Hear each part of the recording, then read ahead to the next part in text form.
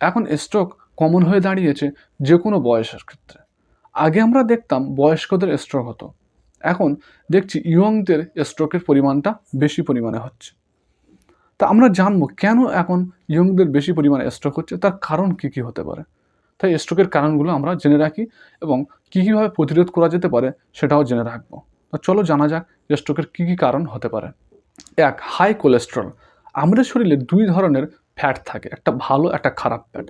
আমাদের লাইফস্টাইল আস্তে আস্তে এতটা পরিমাণে খারাপ হয়ে যাচ্ছে, আমরা এতটা পরিমাণে তেল জাতীয় খাবার খেয়ে ফেলছি, বেশি বেশি পরিমাণে ভাজা জাতীয় জিনিস খাচ্ছি, তার জন্য আমাদের শরীরে যে সমস্ত খারাপ ফ্যাট সেগুলোর পরিমাণ আস্তে আস্তে বেড়ে যাচ্ছে এবং ভালো ফ্যাটের পরিমাণ আস্তে আস্তে কমে যাচ্ছে। দুই, ওবেসিটি। আমাদের সেডেন্টারি লাইফস্টাইলের জন্য আস্তে আস্তে আমাদের শরীরের ওজনটা অনেকটা পরিমাণে বেড়ে যাচ্ছে, তার জন্য আমাদের শরীরে ফ্যাটের পরিমাণটাও বেড়ে যাচ্ছে।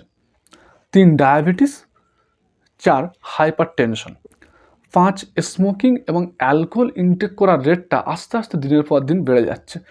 আগে শুধুমাত্র পুরুষদের মধ্যে এটা সীমাবদ্ধ ছিল, এখন মহিলাদের মধ্যেও প্রচুর পরিমাণে স্মোকিং এবং অ্যালকোহলের রেটটা বেড়ে চলেছে।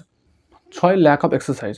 আমরা সব কিছু কাজ করে যাচ্ছি, বিভিন্ন সোশ্যাল মিডিয়া দেখছি, সোশ্যাল মিডিয়ায় অ্যাক্টিভ থাকছি, স্ক্রল করে যাচ্ছি, কিন্তু নিজেদের শরীরের পিছনে সময় দিচ্ছি না, এক্সারসাইজ করছি না, সারাদিন শুয়ে আছি, বসে আছি বা বসে বসে কাজ করছি। তার জন্য আমাদের শরীরে ফ্যাটের পরিমাণ বাড়ছে, আমরা ওবেসিটি হয়ে যাচ্ছি, ওবেস হয়ে যাচ্ছি আস্তে আস্তে। সপ্তাহে অন্তত 150 মিনিট আমাদের এক্সারসাইজ করতে হবে বা হাঁটাচলা করতে হবে। মানে আপনি সপ্তাহে যদি 5 দিন করেন, তাহলে প্রতিদিন আধা ঘন্টা করলে তা সেটা 150 মিনিট হয়ে যাচ্ছে। তাই নিজেদের শরীরের পিছনে টাইম দিন, যাতে আপনার শরীর সুস্থ থাকে। 7, স্ট্রেস। দিনের পর দিন আমাদের স্ট্রেসের পরিমাণটা আরও বেড়েই চলেছে। 8, ডিপ্রেশন। 9, slip disturbance.